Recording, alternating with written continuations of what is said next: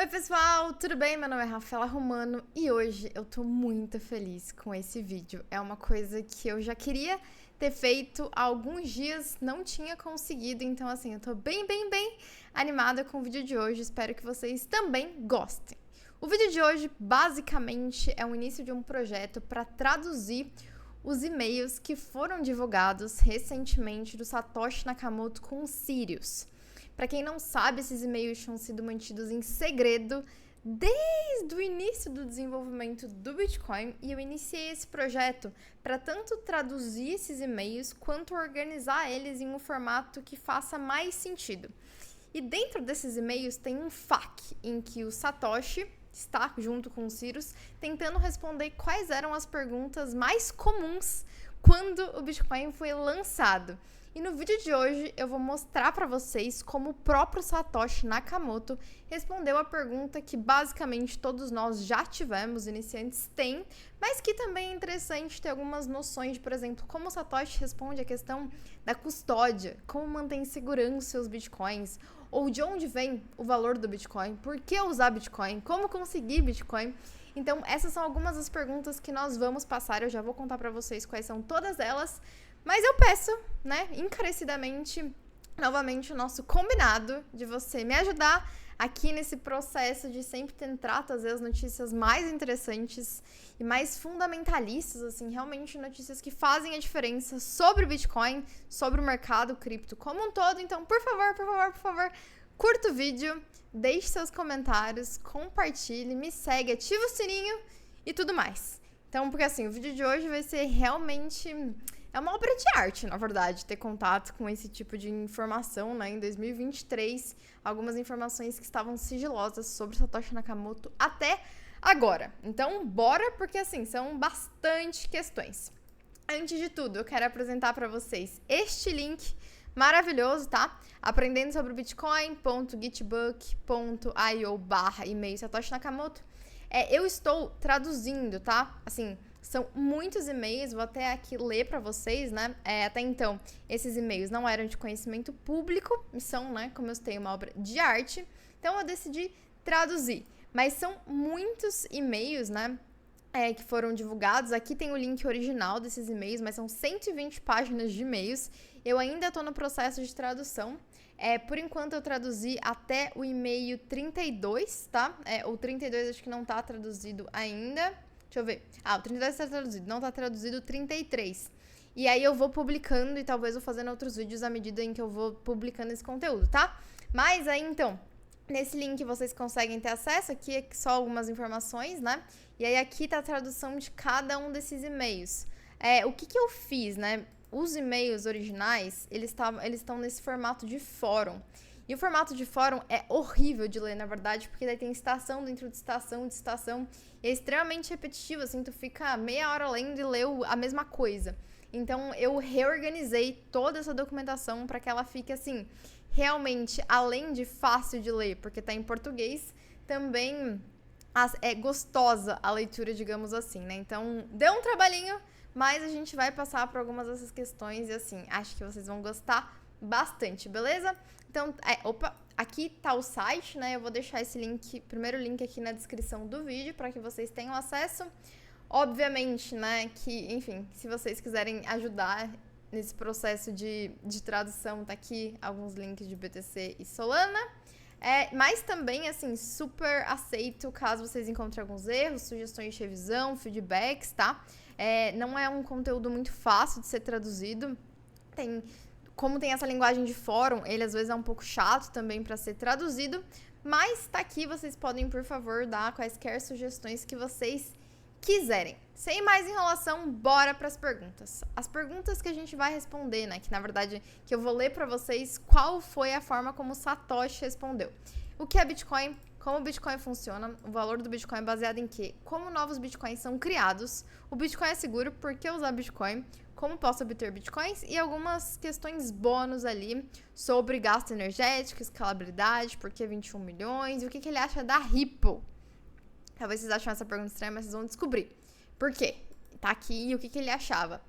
só para contexto de todo mundo, tá? Esses e-mails, eles foram divulgados durante o julgamento do Craig White, em que ontem, inclusive, nós tivemos um tribunal dizendo, beleza, Craig White não é Satoshi Nakamoto, esse cara fica falando que ele é Satoshi Nakamoto e fica processando a galera por distribuir o white paper.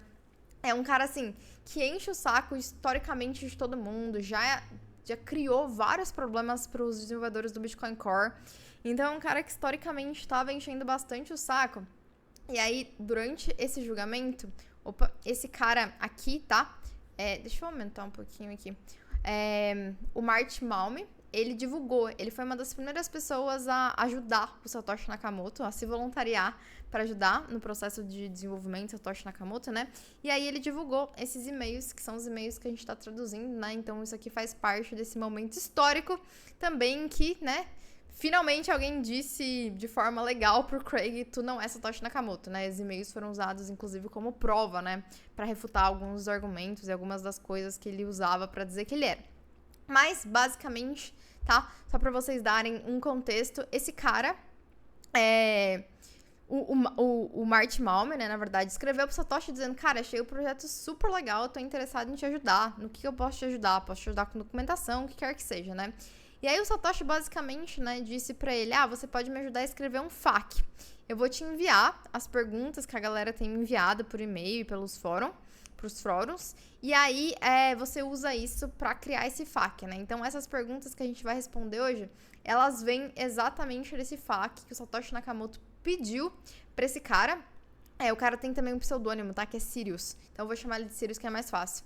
Junto com o Sirius, então o Sirius falou assim, beleza, eu vou te ajudar com o FAQ. O Satoshi Nakamoto tá para mostrar aqui para vocês, para ficar bem claro, tá? Aqui, nesse dump de perguntas e respostas, essas questões que o Satoshi Nakamoto jogou pra ele, tá? Então, são várias questões, são 29 questões aqui. Eu que coloquei esses números, tá? Pra deixar um pouco mais fácil, mas aí o Satoshi Nakamoto, ele enviou esse monte de questões que a galera tinha enviado pra ele. E dessas questões, o Sirius desenvolveu esse FAQ com 7 questões, tá? Então, a gente vai passar por essas respostas basicamente. Então, bora lá.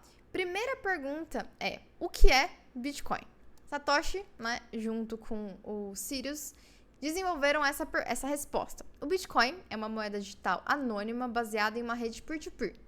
Peer-to-peer significa que não existe uma autoridade central para imprimir novas moedas ou para traquear as transações. Em vez disso, essas tarefas são gerenciadas coletivamente pelos nós na rede.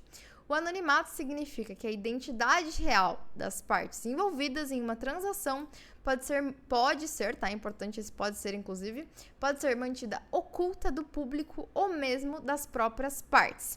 Então, o que é importante, né? Só lembrando, tá? Aqui sempre vai estar a resposta em inglês e essa aqui é traduzida que tá ali na documentação. Então, o que ele tá dizendo? O Bitcoin, basicamente, é uma moeda digital anônima, baseada em uma rede peer-to-peer. Essa é a essência, né? E quando diz anônima é que ninguém precisa saber quem é a outra pessoa para que a transação aconteça de forma segura e com sucesso. E uma rede peer-to-peer significa que tem vários agentes mantendo o funcionamento dessa rede. Não tem uma autoridade central que vai ser responsável pela emissão das moedas, tal como existe no sistema financeiro tradicional. Então aqui, essa acho que é uma resposta clássica, né? Todo mundo já tem um pouco de contato com essa definição. E aí, próxima pergunta. Beleza, entendi o que é o Bitcoin, mas como o Bitcoin funciona?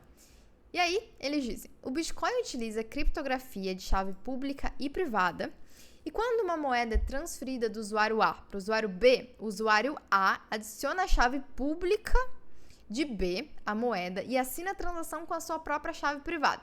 Então, aqui nós temos esses dois entes, né? A chave pública de B e a chave privada de A. Então, aqui, isso aqui inclusive vem do white paper, né? A gente tem o dono dessa transação aqui, que, por exemplo, vamos considerar que ele tem 1 Bitcoin. A hora que ele quer transferir esse 1 Bitcoin para B, ele assina essa transferência usando a chave pública de B com a sua chave privada. E dessa forma, a transferência é enviada. E agora, esse 1 Bitcoin está sobre a custódia do responsável pela chave privada B. E a chave privada A não pode mais fazer nada com isso. E aí ele continua, né? Para evitar que A, né, transfira a moeda já utilizada para outro usuário, para um usuário C, uma lista pública de todas as transações anteriores é mantida coletivamente pela rede de nós Bitcoin. Então, daí aqui o que acontece, né? Nós temos vários nós que mantêm todo o histórico dessas transações. De forma que, caso esse cara aqui, faz de conta que esse cara aqui é o cara A, tá? Faz de conta que esse cara aqui, ele enviou, né, a transferência para B, só que aí ele quer enviar essa mesma moeda para C. Só que como o nó 2, o nó 3 e N nós tem o histórico dizendo que A já transferiu para B, eles dizem, não, isso está errado, essa moeda já foi gasta, então você não pode enviar ela para C. Então é isso que ele está dizendo, né? Uma lista pública com todas as transações anteriores é mantida coletivamente pela rede.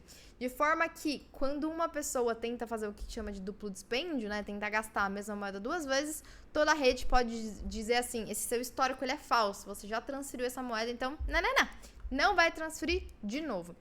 Então, é assim que a rede funciona, através, né, dessas chaves públicas e privadas que assinam as transações para assinar, para transferir a propriedade e através dos nós que rodam todo o histórico de transações.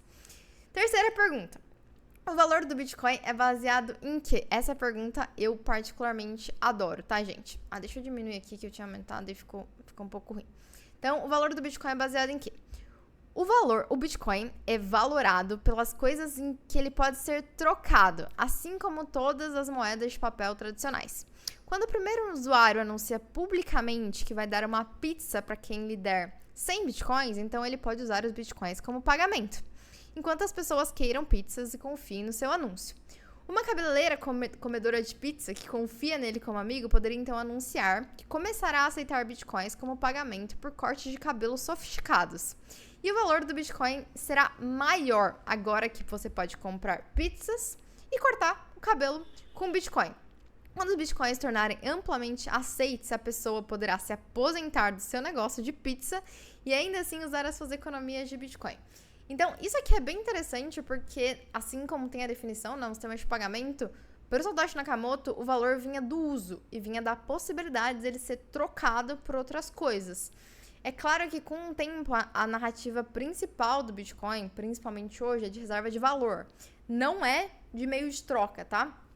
Isso é uma diferença, né? Eu acho que assim, uma espécie de desvio, não de desvio no sentido de errado, mas de uma mudança do que o Bitcoin concebia, de onde viria o valor do Bitcoin, do que aconteceu. Claro que hoje, se você perguntar para as pessoas, cara, tu trocaria isso aqui por Bitcoin? A pessoa vai trocar, principalmente se for um valor assim de Bitcoin um pouco acima do mercado do valor do objeto, né? Então, claro que o Bitcoin também pode ser usado como meio de troca, mas para o Satoshi Nakamoto o valor viria dele ser usado para trocas, e essa é a maior preocupação, e são trocas de coisas simples, pizza, corte de cabelo. Ele dá vários exemplos, a gente vai citar ali vai mostrar ali embaixo, né? Um pouquinho mais disso, mas pro Satoshi o valor da moeda vem dessas trocas e é um pouco diferente do que aconteceu, né? Mas, enfim, bem interessante saber dessa perspectiva que ele tinha em relação ao Bitcoin. E aí perguntam, beleza, e como novos Bitcoins são criados? Novas moedas são geradas por um nó da rede cada vez que encontra a solução para um determinado problema de cálculo. Nos primeiros 4 anos da rede Bitcoin, será criada uma quantidade X de moedas. O valor é reduzido pela metade a cada 4 anos. Então, será X por 2 após 4 anos, X por 4 após 8 e assim por diante. Aqui, gente, deixa eu mostrar pra vocês uma coisa que eu acho bem legal, que muitas pessoas não sabem. O que significa esse problema de cálculo, né? Muitas pessoas acham que é uma conta matemática muito complexa, mas na verdade é basicamente o chute de um número muito rápido. Vou mostrar aqui só para vocês terem ideia, tá? Esse problema matemático, né, que a gente chama, é esse descobrimento do Nance, né? Aí aqui só para dar um exemplo, né? Então, assim, o que acontece? Vamos clicar aqui. Ele fica chutando, tá vendo, esse número várias vezes para tentar encontrar. E aí, quando esse número, ele encontra o número certo, né, o número necessário para resolver uma equação matemática, beleza, essa pessoa ganha, né? E o que acontece é que, então, tem todos esses computadores chutando muito rápido esse número, e o primeiro que consegue acertar o número, ele tem o direito de ficar com as moedas, né? Então, basicamente, né, o que diz aqui, novas moedas são geradas por nós a cada vez que ele encontra um determinado problema. Então, sempre que um minerador consegue descobrir esse númerozinho aqui, roda, roda, roda, descobriu o númerozinho, ele tem direito de ficar com novos bitcoins, né? E aí começou com 50, vai caindo, né? A cada 4 anos com um halving. Então, é assim que novos bitcoins são criados, através desse descobrimento, desse náusea, desse problema de cálculo em que todos os mineradores se juntam para tentar resolver. Beleza?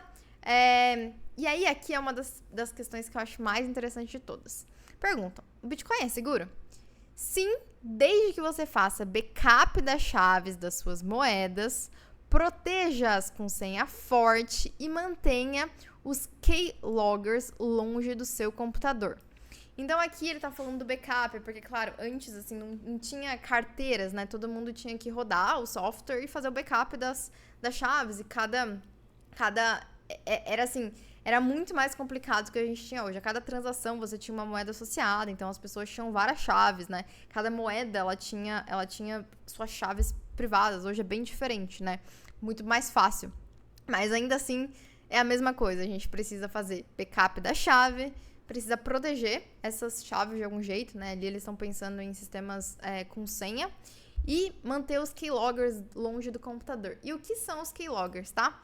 Pra quem não sabe, abri aqui até esse linkzinho pra vocês, bem interessante, da Kaspersky, né? Kaspersky é uma das maiores empresas de cibersegurança do mundo. E aí, né, o que são os keyloggers? Os keyloggers, eles são basicamente aplicativos, né, que podem ser, na verdade, tanto softwares quanto hardwares, que monitoram o registro das teclas e gravam o que a gente digitou.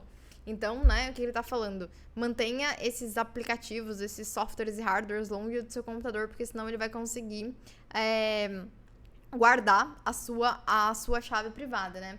E aqui, esse artigo eu indico, né, caso vocês não saibam sobre keyloggers, é um artigo bem interessante, porque ele mostra o que o keylogger pode fazer, né? Eles mostram os tipos de keylogger, então tanto os keyloggers de software quanto os keyloggers de hardware, como identificar eles, são várias coisas interessantes. Mostra quais são os perigos, né? Obviamente, saber suas senhas, dados de cartão, meio de comunicação, número de conta bancária. E também fala, né, um pouquinho sobre como detectar e como tentar se livrar dos keyloggers. Então, esse é uma ameaça que o Satoshi Nakamoto já estava de olho antes, né? E é importante ter ela em mente. E um outro aspecto interessante que o Satoshi cita, aqui não tá exatamente nessa pergunta, tá? Mas tá nos e-mails, numa pergunta que fizeram por ele sobre segurança, né? Daí ele fala: o aspecto fundamental do Bitcoin é que a segurança da rede cresce à medida em que o tamanho da rede e a quantidade de valor que precisa ser protegido aumenta. O lado negativo é que ele é vulnerável no início porque ele ainda é muito pequeno, né? Embora o valor que possa ser roubado sempre deverá ser menor do que o esforço necessário para roubá-lo. Se algum dia tiver algum motivo para provar um ponto, eles apenas estarão provando um ponto que já é concebido. O que é interessante que ele está dizendo aqui?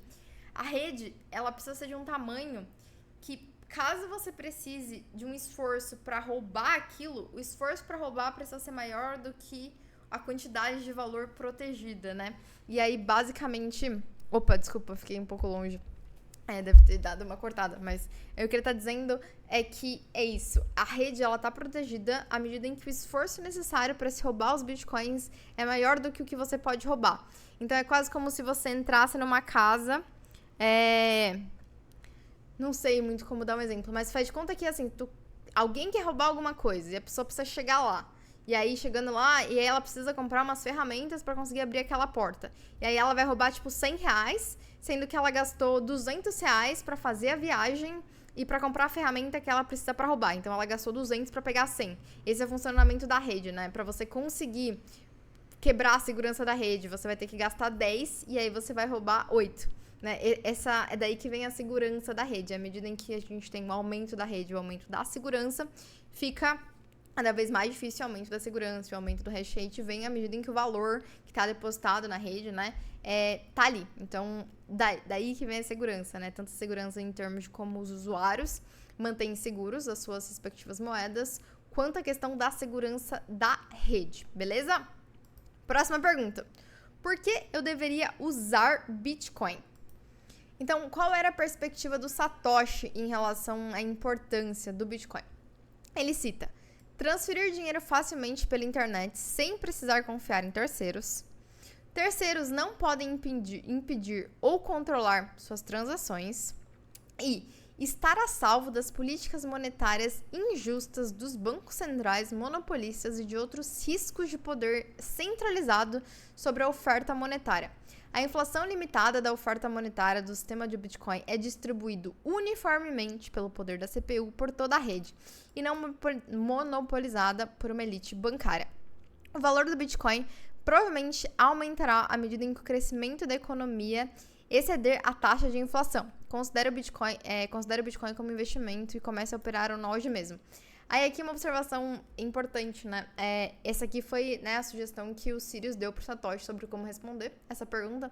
E o Satoshi falou para ele tirar. Ele falou que não se sentia confortável, tá? Com usar a palavra investimento. Então, ele pediu pra ser retirado essa partezinha aqui, tá? Então, isso aqui, depois, Satoshi, digamos que não concordou. Mas, basicamente, então, é transferir dinheiro sem terceiros não poder te impedir de fazer a transferência que você quiser e você estar a salvo, né, da política monetária que tende a fazer com que o seu dinheiro perca valor e cujas regras são definidas por uma elite bancária. Essa pergunta eu também adoro, gente, e eu quero falar pra vocês por quê. Como posso obter bitcoins? Encontre um proprietário de Bitcoin e venda algo para ele. Equipamentos de MMORPG, não sei se é assim que a galera fala, mas enfim, de jogos de RPG. Suporte de TI, coisas de TI, né? Corte a grama, ofereça dólares ou faça qualquer coisa que você possa negociar com ele. Você também pode gerar novos bitcoins para si executando um nó da rede Bitcoin. E aqui, gente, eu acho muito legal porque a galera fica, né, discutindo como é que tu vai fazer pra ter Bitcoin sem KYC, documentação e que exchange, que sistema e tal. Na verdade, a melhor forma de você conseguir Bitcoin, assim, sem documentação é você vender alguma coisa pra alguém, né? E você trocar por um serviço, assim. Porque, no geral, se você tá trocando por um serviço, a pessoa não vai te exigir, assim, grandes documentações, grandes dados, né? Então, eu acho que é interessante que caso você queira, né, entrar na economia, que você considere assim, cara, o que eu posso vender? O que eu posso trocar pra alguém? Será que tem alguma necessidade das pessoas que são donas do Bitcoin que eu posso ajudar?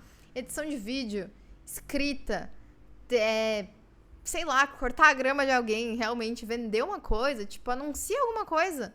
Anuncia no Twitter, anuncia, sei lá, em Bitcoin, né? Para talvez ter os seus primeiros. Essa é uma coisa que eu acho interessante, assim, especificamente foi como eu comecei no mercado, né? Oferecendo serviços de escrita e recebendo em Bitcoin, né? Então, eu acho que essa é a resposta ideal, né? De como se obter Bitcoin trocando por algo. E usando realmente como propósito, né? E aqui, galera, a gente vai para as perguntas bônus, né? Como eu citei para vocês, esse FAQ, ele tem essas 7 perguntas, que são as perguntas que nós acabamos de passar, mas eu selecionei algumas outras questões que eu achei interessante, que estão, né, até esse meio 32. E quais são essas questões que eu considero bem interessantes, que eu também quero apresentar para vocês? As respostas sobre gasto energético, problema de escalabilidade, por que 21 milhões e o que ele acha da Ripple.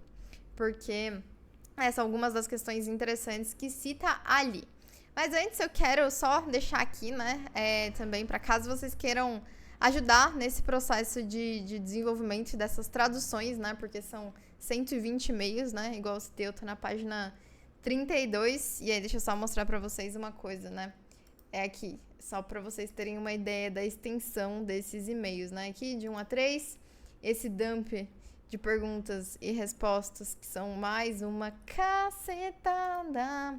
O FAQ, discussões infinitas sobre os problemas que eles estavam tendo pro lançamento do website. Aqui um e-mailzinho sobre a invenção da palavra criptomoeda.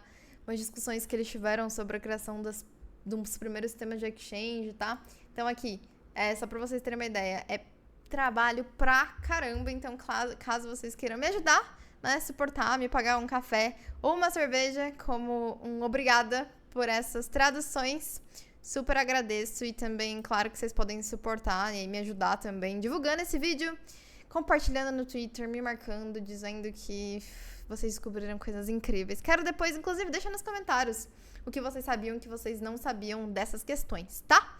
Então, bora lá para as perguntas, para as questões bônus. Sobre gasto energético. Eu vou ter que dar um zoomzinho aqui, né? Aqui tem a pergunta que a pessoa fez, né? E aí tem a resposta. Aí esse cara tá dizendo assim, a última coisa que a gente precisa é criar um sistema desenhado para queimar todos os recursos disponíveis, né? Consumo de energia, para gerar dióxido de carbono, tudo isso para produzir uma pequena quantidade de bitbucks. Aqui eles estão tendo uma discussão sobre, e-mail, né? Porque os primeiros bitcoins podiam ser transferidos por e-mails. Aí ele tá dizendo, a última coisa que a gente precisa é de um sistema que consome toda a energia que existe e que gera um monte de carbono só para enviar umas pequenas quantidades de bitbucks por e-mail, né? E ele pergunta, cara, a gente não pode, a gente não pode converter, né, esse negócio em uma coisa que não seja, livre, né, de carbono? Por favor? Seria irônico, né, se a gente tivesse que escolher entre liberdade econômica e conservação. Então, eu acho uma pergunta, assim, bem polêmica, bem interessante, né? E aí o Satoshi responde, aqui tá a tradução, tá? Do cara. Aqui tinha a tradução também, desculpa, mas beleza, é a mesma coisa. Aqui. Infelizmente, o Proof of Work, né, prova de trabalho, é a única solução que encontrei para fazer com que o dinheiro digital, peer-to-peer, funcione sem um terceiro confiável. Mesmo se eu não estivesse usando como forma de alocar e distribuir o valor das moedas, o Proof of Work é fundamental para coordenar a rede e evitar gastos duplos, tá? Se a rede crescer e passar a consumir energia significativa, pense que ainda serão gastos serão gastos menores, né, do que os atuais, que exigem mão de obra e recursos para as atividades bancárias convencionais. O custo seria de uma ordem de grandeza muito menor do que os bilhões pagos em taxas bancárias por todos aqueles edifícios de tijolos e argamassas, arranha-céus e lixos de ofertas de cartão de crédito por e-mail aqui seria, tá? Então, basicamente, Satoshi tá falando, cara, não, infelizmente, o Proof of Work, né, esse gasto de energia foi a forma que eu encontrei para resolver esse problema, e mesmo se crescer bastante, acho que ainda assim, o sistema financeiro tradicional deve gastar mais. E claro que isso é uma super de uma discussão, a Satoshi não sabia exatamente quanto queria chegar, a gente continua batendo recordes de hash rate, né, de energia. E aí eu trouxe para vocês só alguns dados para que vocês, caso queiram se aprofundar nessas discussões, tenham alguns materiais, tá? Então, primeiro tem, claro, né, esses índices de consumo de energia que estão estipulando quanto que é o gasto do Bitcoin, né? Aí aqui, eu até queria trazer para vocês isso, né? Então, daí, né, tem basicamente 151 tera, né? Sendo usado hoje anualmente na rede do Bitcoin. E aí aqui, eles até trazem essa medida para Visa, tá? Que é 740 gigajoules. Aí eu até converti aqui, só para vocês terem uma ideia, né? Então, considerando... vamos fazer assim, esses 151, né? 151 tera, se a gente convertesse para gigajoule, seria... que seria 151. A da Visa tá consumindo hoje 740, né? Então, assim, continua sendo menor. Mas o que eu acho interessante salientar, né? Aqui eles chegam, na verdade, à conclusão de que, o Bitcoin consome muito mais porque o Bitcoin faz menos transações por segundo do que a Visa. Mas tem várias formas, tá? Isso aqui é uma grande polêmica. Tem esse dado aqui, por exemplo, também, isso aqui é da Galaxy, é uma pesquisa da Galaxy. Vou deixar esses links também na descrição do vídeo, tá? Estimando o consumo do Bitcoin em relação à questão da mineração do ouro com o sistema bancário, né? Chega à conclusão que é menor. E aí, tem vários pormenores, tá? Não é difícil, eu também tenho esse artigo no meu site, subtivelopção.org, né? Que chama Tudo sobre a Treta de Energia do Bitcoin. É um artigo realmente grande sobre várias discussões, sobre vários pontos, sobre possíveis formas da gente fazer esses cálculos, né? Então, para quem tem interesse nessa discussão, é uma discussão profunda, né? Que precisa ser feita nos seus pormenores ali, mas o Satoshi achava de que mesmo se crescesse muito o sistema, ainda assim consumiria menos do que o sistema bancário tradicional. Então, esse é a resposta dele para essa treta que continua e é, né, uma treta bem quente dentro do mercado. Aí a questão da escalabilidade, gente. Essa pra mim é uma das respostas mais difíceis, assim, né? Mas aí esse cara, tipo, ele não tava entendendo muito bem, ele achava que tinha várias chains, não tava entendendo, né, muito como funcionaria a questão da escalabilidade. Aí o Satoshi dá uma resposta, sei lá, um pouco complexa, mas ele diz, não, beleza, só tem uma cadeia, né? E aí ele diz, a rede de cartões de crédito da Visa processa cerca de 15 milhões de compras na internet por dia. O Bitcoin já pode escalar muito além disso com hardware existente, por uma fração do custo. O Bitcoin nunca realmente atinge um teto de escala. Se você estiver interessado, posso explicar as formas como o protocolo lidaria com muitas transações. Aí ele cita a lei de Moore, né? E diz que, cara, ele estava esperando que em 5 anos crescesse em 10 vezes, né? 100 vezes em 10 anos. Então, mesmo que o Bitcoin crescer com taxas de adoção malucas, acredito que as velocidades dos computadores permanecerão à frente dos números de transações. Não antecipo que as taxas serão necessárias tão cedo, né? Mas ele está dizendo, caso tenha muitas transações, a gente pode adicionar umas taxas mínimas, né? Está dizendo que naquele momento aquilo não faria sentido, mas caso fosse necessário, as taxas, elas lidariam com esse problema, né? Então aqui eu acho que a gente tem um ponto curioso, assim, né? Que é o Bitcoin falando, tipo, ele tava considerando aqui já com a questão da Visa e dizendo, o Bitcoin já pode escalar muito além disso, né? Só que eu não sei, a galera não descobriu muito como é que ele tava pensando ali, assim, né? Então, acho que essa questão da escalabilidade ali é uma das mais polêmicas, né? Vamos ver se tem outras questões. Acho que na medida que os e-mails, que eu vou traduzindo os e-mails também, eu não terminei de ler os e-mails, né? Devem ter mais questões sobre isso. Tem discussões dele do Ralph Finney, públicas no Bitcoin Talk sobre isso, né? Então esse é um tema já tratado, mas a perspectiva dele era que com a evolução da tecnologia a rede ia escalar o tamanho da Visa. 15 milhões de compras na internet por dia. E é isso. Hoje, nem sei quantas transações que tá sendo processadas, vamos ver. Daily Bitcoin, devia ter pegado esse número, tinha esquecido. Daily Bitcoin Transactions. Quanto é que deve dar as transações de Bitcoin por dia? 390 mil transações por dia no Bitcoin. Hoje. Então, quanto que é ali? 15 milhões, né? Então, assim, muito abaixo ainda, mas ele achava que chegava lá. Então, não sei, tá? Aqui pra mim é uma questão que eu acho complicada, mas tá aí a resposta dele.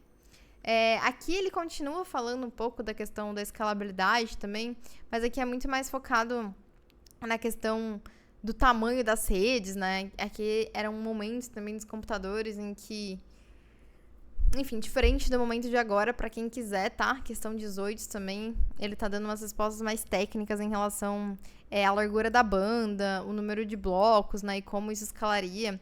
E ele achava que, tipo, que pra fazer essas 15 milhões de transações seria bem tranquilo, né? O que não se provou muito verdade, mas, enfim, deixa nos comentários aí também o que vocês acham dessas projeções, que eu não vou ler toda porque ela é um pouco grande, mas só pra deixar indicado pra vocês. Aí, por que 21 milhões? Isso aqui eu acho bem legal mesmo. Essa eu já comentei em outro vídeo, mas foi uma das dúvidas que eu sempre tive, assim, eu sempre quis saber por que 21 milhões e eu nunca tinha descoberto até esses e-mails saírem, então eu fiquei bem feliz na hora que eu vi a resposta oficial do Satoshi sobre essa pergunta. E aí, um cara pergunta, tipo, cara, como é que tu decidiu, né, o cronograma de inflação do Bitcoin? Por quê? Tipo, de onde que veio esses 21 milhões, né? E aí o Satoshi responde pra ele: minha escolha para esse número de moedas de cronograma de distribuição foi um palpite educado, foi uma escolha difícil, já que à medida em que ela tá definida a gente tá preso, né, esse número não vai mudar, mas eu queria escolher algo que fizesse com que os preços fossem minimamente semelhantes às moedas existentes. Ele disse: se realmente for adotado pelo comércio mundial, né, de novo, igual ele em cima, ele era muito focado nessa questão de adoção de pagamentos, isso aparece várias vezes nas trocas de e-mail, em que, tipo, ele tá o tempo todo falando, não, a gente tem que fazer que as pessoas adotem, tem que fazer com que as pessoas adotem, tem que fazer com que os jogos adotem, né? Então, se fosse adotado pelo comércio mundial, só haveria 21 milhões de moedas para o mundo inteiro. de forma que o Bitcoin valeria muito por unidade, tal como é hoje, né? 67 mil dólares hoje. Então, daí é interessante, né? Porque quando a gente pensa nesse negócio de ser fácil, né? Com 67 mil dólares, um dólar fica 1.500 satoshis, né? Basicamente. E no futuro, sei lá, se a gente considera o Bitcoin 100 mil dólares, um dólar vai ser 1.000 satoshis, né? Então já começa a ficar uma denominação bem mais fácil do que com o sistema financeiro tradicional. Com o sistema financeiro tradicional, né? Então a gente conseguiria, digamos, né? Sabendo que, tipo, uma coisa custa $1, custa 1.000 satoshis, né? Custa 10 dólares, 10.000 satoshis. A gente já começa a conseguir fazer essas conversões de cabeça, né? E aqui, gente, uma polêmica. Tem alguns e-mails, vou mostrar aqui pra vocês, na verdade, acho que aqui vai ficar mais fácil. Tem esse artigo, né, que tá falando sobre esse carinha aqui, Credit, que ele divulgou em 2013, dizendo que ele tinha acesso a alguns e-mails com Satoshi de uma versão anterior do Bitcoin. E nessa versão anterior, ao invés de 21 milhões de Bitcoins, existiriam 1,9 bi. E aí tem várias coisas diferentes nessa suposta versão, né? Que esse cara, ele divulgou, assim, nessa versão, teoricamente, ela viria um pouco antes do lançamento oficial do Bitcoin, né? E aí, então, tem essa questão de 1,9 bi de supply, halving a cada 100 mil blocos, né? O que daria 2,8 anos. A recompensa inicial seria 10 bitcoins, não 50. 50 e o último bitcoin seria minerado em 2086, não 2140. Então, eu vou deixar o link aqui também pra vocês desse artigo, tá? Que tá contando toda essa polêmica. E aí tem gente que não acredita nesse cara, tem gente que acredita nesse cara. Então, assim, aqui, por exemplo, esse cara não acredita e tá dizendo isso aqui é tudo mentira, tá? Então, não sei. Mas é interessante, é uma das polêmicas aí envolvendo a história do Bitcoin. Vou deixar o link pra vocês lerem, tirarem as próprias conclusões de vocês sobre isso. Aí aqui tem várias pessoas perguntam pra ele o que eles acham da Ripple. Porque, gente, a Ripple foi fundada em 2004. Ela foi fundada 4 anos antes do Bitcoin. Então, já existia essa rede, né? E aí, uma das respostas que a Satoshi dá a Ripple é interessante porque é o único outro sistema, né, que faz algo, que faz da confiança, né, que faz com a confiança algo além de concentrá-la em um servidor central.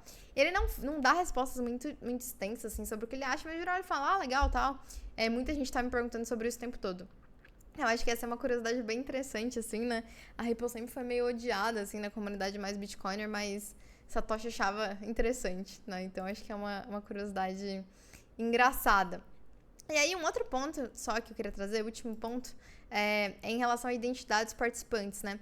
Muitas pessoas entenderam, e tem algumas dessas perguntas, que o pessoal achava que, tipo, que você lidava com duplo dispêndio, tipo, desmascarando a identidade do trapaceiro.